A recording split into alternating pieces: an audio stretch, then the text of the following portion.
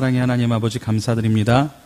오늘 주의 은혜 가운데에 붙들어 주시고 하나님, 오늘 하나님께서 우리에게 말씀하시는 이 놀라운 은혜의 말씀을 오늘 우리가 기억할 수 있게 도와주옵소서.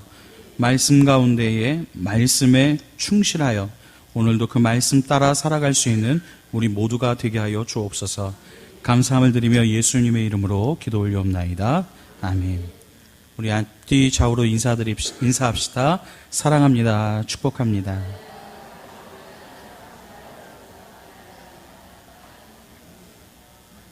자, 우리 한 번 더 인사합시다. 우리 성도님, 우리 집사님, 권사님, 우리 장로님, 목사님, 형제님, 자매님을 뵈니 살맛이 납니다.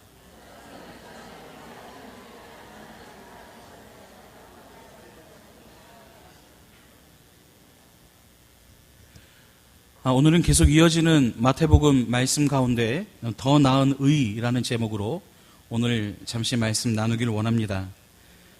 신약 성경에 기록된 모든 교회 공동체가 그러하듯이 오늘 이 마태가 기록한, 오늘 이 마태 사도가 목회하고 있는 마태 공동체 역시도 여러 문제점들을 안고 있었습니다. 이 외부적으로는 회당과의 갈등으로 빚어진, 즉 유대인들과의 핍박과 공격이었고, 또 이 내부적으로는 율법에 대한 신학적 견해의 차이로 인한 혼란과 갈등이었습니다. 즉 예수님의 오심과 또 이 율법의 유효성 사이의 문제였지요. 하나는 예수님께서 이 율법을 폐하러 오셨다라고 생각하는, 오늘 17절의 말씀처럼 소위 반율법주의입니다. 그러니까 헬라파 자유주의자들이라고도 불리는 이들에 의해 제기된 이 율법 폐기론 또는 도덕 폐기론은 이 이방인 신자들의 이 반율법주의적인 부도덕 내지는 방종한 삶을 낳았다는 것입니다. 이러한 반율법주의자들과의 대립으로 인해서 이 율법의 유효성을 강조하는 구절이 여러 곳에서 나타나기 시작합니다. 5장 17절이 있고요. 또 7장 15절 이하와 24장 11절에서도 계속해서 나타나고 있습니다. 그리고 또 다른 하나는 이 유대주의적인 전통을 계승해야 한다는 유대주의의 부활입니다. 그것이 오늘 본문 20절에 나와 있는 내용이죠. 그래서 유대주의적인 전통을 수호하고 지키고 또 가르치는, 오늘 본문 19절에 나오는 가르치는 일들이 일어나곤 했던 것입니다. 그러니까 오늘 본문은 바로 이러한 내부적인 문제에 대한 처방전이라고 볼 수 있습니다. 오늘 마태 사도는 예수님께서 전하셨던 말씀들을 가지고서 각각의 문제들을 해결합니다. 오늘 본문 17절과 18절 말씀입니다. 다 같이 한번 읽어볼까요? 시작. 내가 율법이나 선지자를 폐하러 온 줄로 생각하지 말라. 폐하러 온 것이 아니요 완전케 하려 함이라. 진실로 너희에게 이르노니 천지가 없어지기 전에는 율법의 1.1획도 결코 없어지지 아니하고 다 이루리라. 또 뒤에 20절 말씀 이어서 읽어볼까요? 내가 너희에게 이르노니 너희의 의가 서기관과 바리새인보다 더 낫지 못하면 결코 천국에 들어가지 못하리라. 자, 그렇다면 오늘 이와 같은 이견들, 다른 의견들이 생겨난 이유는 무엇일까요? 왜 한 주님을 믿는 교회 공동체 안에서 이와 같이 서로 다른 신학적 주장들이 나온 것일까요? 성경을 한번 찾아볼까요? 물론 준비되어 있습니다. 사도행전 8장 1절 말씀입니다. 다 같이 읽어봅니다. 사울은 그가 죽임당함을 마땅히 여기더라. 그날에 예루살렘에 있는 교회에 큰 박해가 있어 사도 외에는 다 유대와 사마리아 모든 땅으로 흩어지니라. 그 이유 중에 하나가 오늘 사도행전 8장 1절에 기록이 되어 있네요. 기독교 신앙이 신학적으로 최정립도 되기도 전에 이 교회의 핍박과 박해 등으로 인해 교회가 흩어져서 지하로 숨어버렸기 때문입니다. 사실 오늘날 우리가 지키고 있는 이 부활절이나 혹은 성탄절 날짜가 통일된 것이나 혹은 삼위일체가 기독교의 정통 교리가 된 것, 그리고 신약 성경을 지금의 27권만을 정경, 즉 캐논으로 공인한 것은 주후 4세기, 더 정확히 말씀드리면 325년 트렌트 종교회의라고 하는 곳에서 교회 회의를 거쳐서 결정이 되었습니다.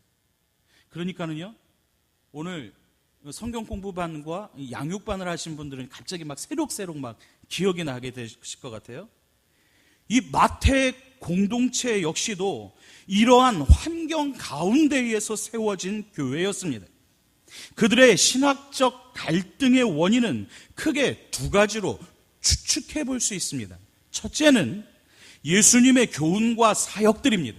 이 예수님의 교훈과 사역들은 안식일에 병자를 고치셨던 것, 그리고 장로들의 유전을 범한 것 등 바로 이러한 사역들을 보고 예수님을 율법 폐기론자로 잘못 인식을 했거나, 두 번째는 아니면 바울 사도의 이 이신칭의의 복음에 대해서 오해가 있었던 것입니다.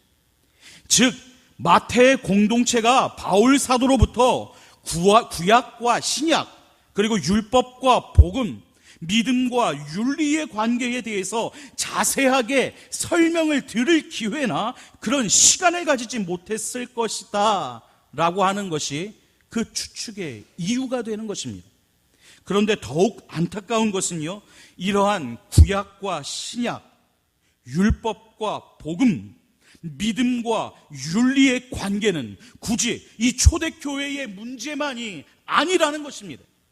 기독교 2000여 년 역사 가운데에도 좁게는 한국 기독교 100년의 역사 속에서도 이러한 문제는 그 입장 차이에 따라 보수니 진보니 혹은 율법주의니 복음주의니 하면서 심각하게 대립이 되어져 왔고, 또 그로 인해 교회가 분열하고 갈라지는 일들이 일어났기 때문입니다. 자, 그렇다면 결론적으로 구약의 율법은 신약 시대의 하나님의 백성인 그리스도인들에게도 여전히 유효한 것일까요? 아니면 예수님이 오신 후로는 폐지된 것이니 지킬 필요가 없는 무효한 것일까요? 질문을 던져보는 겁니다. 과연 율법이 지금도 필요하냐, 아니면 지금도 필요하다? 이에 대한 다양한 신학적 견해가 있지만, 저는 오늘 장로교 목사로서 개혁주의의 전통, 특별히 칼빈주의의 전통에 따라 율법의 세 가지의 용법에 관해 언급함으로써 그 답을 대신할까 합니다. 칼빈의 이 율법 용법을 다음 세 가지로 저는 살펴보았습니다. 오늘 좀 딱딱할 수도 있습니다. 그러나 잘 따라와 보십시오. 그 첫 번째의 용법은 바로 정치적인 용법입니다. 혹은 이것을 시민적 용법이라고 말할 수 있습니다. 이 용법은 국가와 사회의 질서를 유지하고 보존하는 일이 주요한 임무입니다. 법이 준수되고 공평하게 시행되어야 할 이유는, 다시 말해서 법이 이 세상에 존재하는 목적은 인간 사회의 안녕과 질서를 유지하고 보존하는 데에 있습니다. 율법의 이러한 용법은 창조 질서의 규범으로서 하나님께서 그의 피조물들 위해 설정하신 세계 질서의 원리 혹은 창조 규례에 그 뿌리를 두고 있습니다. 이 용법의 궁극적인 목적이 있다면 하나님의 질서와 통치가 국가라고 하는 기관을 통해서 이 땅에 재수립되는 것입니다. 이 용법은 우선적으로 이스라엘 나라와 그 백성들에게 주어진 법률입니다. 헌법 및 민법과 형법 등이 바로 여기에 해당합니다. 따라서 이러한 율법은 우리 그리스도인들에게는 상관이 없습니다. 이러한 법정신 위에 세워진 자기 나라의 법을 따르면 되는 것이니까는요. 자, 이것이 오늘 첫 번째의 용법이었던 정치적 용법 혹은 시민적 용법이라고 말할 수 있습니다. 자, 그렇다면 두 번째는 바로 경책적인 용법입니다. 좀 어려운 단어이지요. 자, 이 경책적 용법, 대부분의 그리스도인들이 알고 있는 율법의 기능들입니다. 사실 우리가 이 경책적인 용법이라는 사실은 말은 어렵지만 우리가 신앙생활하면서 지금까지 율법에 대해서 알고 이해했던 용법입니다. 한번 들어보시겠습니까? 이 용법은 교육적이며 신학적인 용법으로서 이 기능 안에는 율법은 우리들을 벗기며 우리의 죄를 드러냅니다. 여러분, 제가 율법에 대해서 지난번에 한번 말씀을 드릴 때 이 율법은 마치 거울과도 같다라고 말씀드렸습니다. 그래서 여러분, 우리가 욕실에 제일 처음 들어갔을 때에 대하게 되는 그 거울을 통해서 우리는 무엇을 발견합니까? 더러워진 나의 모습을 발견합니다. 눈은 부어있지 않나. 오늘 어떤 집사님이 바로 그 표현을 쓰셨어요. 눈은 부어있지 않나. 나에게 때가 묻어있지 않나. 그러니까 거울의 기능은 바로 이 자기 자신의 더러운 모습을 발견해내는 겁니다. 이것이 바로 율법이에요. 이 율법으로는 자기의 죄를 드러내는 역할을 하는 것입니다. 이것이 로마서 3장 20절에 보면 이렇게 말씀합니다. 같이 읽어볼까요? 그러므로 율법의 행위로 그의 앞에 의롭다 하심을 얻을 육체가 없나니 율법으로는 죄를 깨달음이니라. 또한 로마서 4장 15절에 이렇게 말합니다. 율법은 진노를 이루게 하나니 율법이 없는 곳에는 범법도 없느니라. 또한 로마서 5장 20절을 같이 또 읽어봅니다. 율법이 들어온 것은 범죄를 더하게 하려 함이라. 그러나 죄가 더한 곳에 은혜가 더욱 넘쳤나니. 그래서 그 죄값으로 영원히 죽어야 할 나 자신을 발견하게 되는 것입니다. 사실은요, 더 정확한 의미로는 이미 죄로 인해 죽었던 우리의 영혼입니다. 그러나 한편으로는 그로 인해서 구원의 필요성을 절감하게 되고, 그래서 우리로 하여금 예수 그리스도 안에 있는 구원을 추구하게 된다는 것입니다. 이것이 바로 갈라디아서 3장 24절에 이렇게 말씀하지요. 같이 읽습니다. 이같이 율법을 우리를 그리스도께로 인도하는 초등교사가 되어 우리로 하여금 믿음으로 말미암아 의롭다함을 얻게 하려 함이라. 자, 예전 개역 성경에서는 이 초등교사를 몽학선생이라고 표현했습니다. 이 몽학선생은 누굽니까? 예전에 이 도련님을 서당까지 모시고 가는 바로 그 종입니다. 하인입니다. 그러니까는요, 어디로 이 도련님이 새지 않나 이 도련님을 이 서당까지 무사히 모시고 가는 책임을 맡은 바로 몽학선생이라고 불렀던 바로 그를 얘기하는 것이죠. 오늘 율법이 마치 우리를 그리스도께로 인도하는 몽학선생, 즉 초등교사가 되었다라고 말씀하고 있지요. 이 용법에 해당하는 것이 오늘 모든 의식법입니다. 이러한 율법은 예수 그리스도께서 죽으시고 부활하심으로써 율법이 요구하는 모든 의의를 만족하게 하셨을 뿐만 아니라 완전하게 하셨고 다 이루셨습니다. 그리고 오늘날에는 성령님께서 이 일들을 계속해서 이루어 가십니다. 자, 그렇다면 마지막 세 번째의 용법입니다. 세 번째는 바로 규범적인 용법입니다.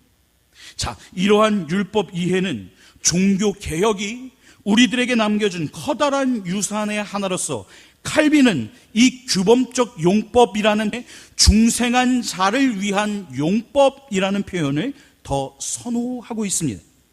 자, 그래서 이 용법은 율법이 그 본래의 목적에 따라 이해되고 경험이 된다면, 다시 말해서 율법을 하나님의 자녀들을 위한 선물과 안내자로 바라본다면 율법은 사람을 하나님의 형상으로 새롭게 하고 회복시키는 성령님의 특별한 기관인 것입니다.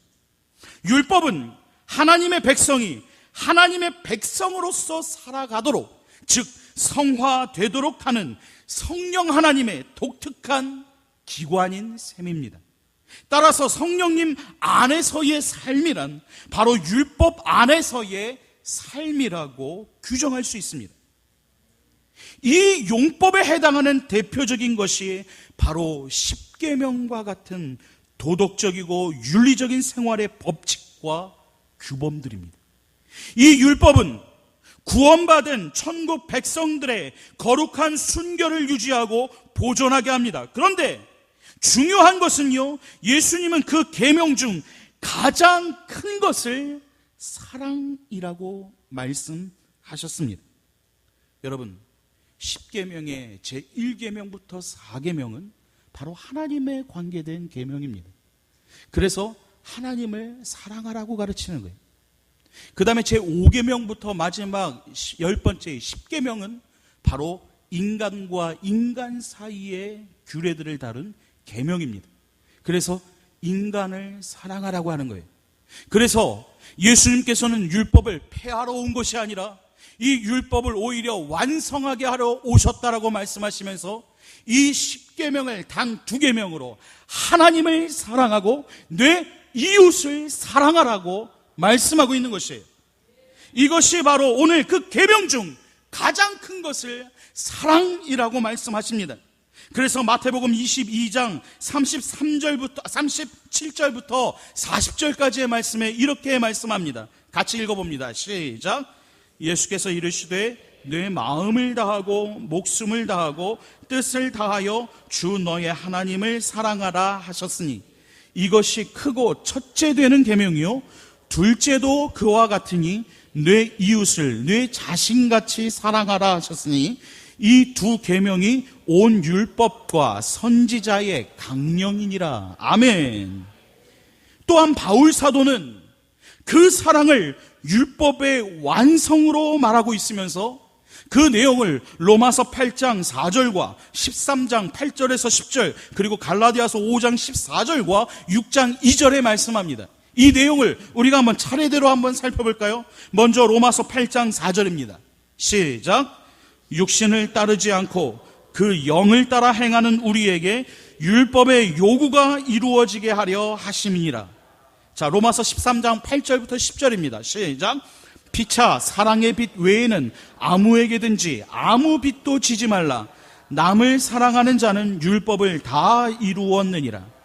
갈라디아서 5장 14절을 볼까요? 온 율법은 내 이웃 사랑하기를 내 자신같이 하라 하신 한 말씀에서 이루어졌나니. 마지막 갈라디아서 6장 2절입니다. 너희가 짐을 서로 지라. 그리하여 그리스도의 법을 성취하라. 바로 그 사랑을 율법의 완성이라고 사도 바울은 말했던 것입니다. 그리고 사도 바울은 또 갈라디아서 5장 22절과 23절에 나오는 것처럼 바로 성령님의 열매라고 말하고 있습니다. 한번 눈으로 따라와 주시죠. 오직 성령의 열매는 사랑과 희락과 화평과 오래 참음과 자비와 양성과 충성과 온유와 절제니 이 같은 것을 금지할 법이 없느니라. 아멘. 이렇게 오늘 그 성령님의 열매로 보았다는 점입니다. 그리스도인들은요, 성령님께서 지시하시고 통제하시는 능력에 나 자신을 굴복시키면 십자가에서 계시된 하나님의 사랑에 응답하여 이웃을 사랑하려는 열망과 능력을 얻게 됩니다. 그러면 율법의 모든 요구는 충족되어 완성이 되어지는 것입니다. 오늘 본문에서 예수님은 제자들에게 너희의 의가 서기관과 바리새인의 그 의보다 더 낫지 못하면 결코 하나님 나라에 들어가지 못할 것이다 라고 오늘 본문 20절에 말씀하셨습니다. 자, 그렇다면 오늘 여기에서 말하는 더 나은 의란 과연 무엇일까요? 그것은요, 그 당시 종교 지도자들, 즉 서기관들에 의해 전달되고 해석되어진, 그리고 바리새인들이 가졌던 외적이고 형식적인 복종, 즉 율법을 문자 그대로 준수하는 것을 말하지 않습니다. 이스라엘 백성들은요, 서기관과 율법학자들, 즉 바리새인들에 이르기까지 하나님께서 모세를 통해서 주셨던 그 10개의 계명을 그들은 차근차근 분리하기 시작을 했습니다. 그래서 그들은요 10계명의 계명을 무려 613가지의 계명으로 쪼개놓았습니다. 그리고 그 중에 3분의 1은 너희들은 이것을 하라 라고 명령을 했고, 나머지 3분의 2는 너희는 이러한 것들을 하지 말라라는, 첫째 3분의 1은 긍정적인 율법, 그리고 3분의 2는 부정적인 율법의 율법으로 나누었던 것입니다. 이것은요 오늘 이제 예수님에 의해서 해석되어져야 되고, 또 성취되어지고 완전케 되어진, 다시 말해서 율법의 진정한 의미가 반영된 새롭고 더 높은 차원의 하나님의 율법을 이 내적 동기에서 지키는 것을 의미하는 것입니다. 이것이 바로 더 나은 의의를 이루는 것입니다. 그리고 이 가르침을 따르는 것이 마태복음 5장 48절에서 말하는 것과 같이 곧 하늘에 계신 너희 아버지께서 온전하심과 같이 온전해지는 길인 것입니다. 참고로 17절에 이 완전하다로 번역된 이 플레로우라고 하는 이 헬라어 단어는 완전히 성취하다, 완성하다라고 하는 뜻을 가진 바로 참된 의도를 만족시킨다라고 하는 의미입니다. 자, 그렇다면 이제 오늘 이 마태 기자가 이론적인 서기관의 그 의의보다 더 나은 의의를 얘기했는데, 이것이 앞으로 우리가 살펴볼 뒤에 쭉 이어나오는 더 나은 의의를 말하는 것입니다. 이것이 바로 이 5가지의 반제입니다. 이어서 우리가 계속해서 살펴볼 말씀들인데요, 5장 21절부터 26절에 나오는 첫 번째 반제, 살인하지 말라. 두 번째 27절부터 32절에 나오는 간음하지 말라. 33절부터 37절에 나오는 세 번째 반제, 맹세하지 말라. 그리고 38절부터 42절에 나오는 악한 자를 대적하지 말라. 그리고 43절부터 48절에 나오는 원수를 사랑하라라는 이 5가지의 반제를 통해서, 그리고 실천적인 그 바리새인의 의보다 더 나은 의를 그들이 또한 3가지의 경건 덕목으로 설명하고 있습니다. 그것이 6장 2절과 4절에서 나오는 바로 오른손이 하는 것을 왼손이 모르게 하라라고 하는 바로 이 3가지의 경건 중에 첫 번째 경건입니다. 오른손이 하는 일을 왼손이 모르게 하라. 바로 또 5절부터 15절에 나오는 골방에 들어가서 기도하라, 즉 주의 기도이죠. 하늘에 계신 우리 아버지요. 이따 우리 마지막 예배 마치고 이 기도를 드릴 텐데요, 바로 이 주의 기도가 바로 여기에 해당합니다. 또한 16절부터 18절까지 마지막 3번째, 은밀하게 금식하라는 것입니다. 이 바리새인들이 금식할 때 온 거리를 다 돌아다니면서 머리에 죄를 쓰고 나 금식한다는 것을 선포하고 돌아다녔던 것이 아니라, 오히려 기도의 골방에 들어가서 기도하며 하나님 앞에 조용히 금식하라고 한 바로 이 내용들을 소개하고 있습니다. 자, 그렇다면 다음 주부터 이 5가지의 반제와 3가지의 경건 덕목들에 대해서 구체적으로 살펴보고자 합니다. 그래서 다음 주에는 살인하지 말라, 첫 번째의 반제를 통해 우리가 하나님께서 인도해 주시는 그 놀라운 은혜가 무엇인지를 살펴보기를 원합니다.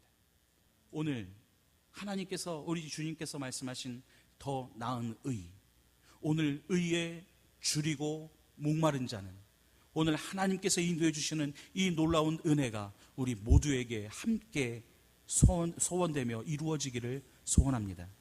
기도하겠습니다.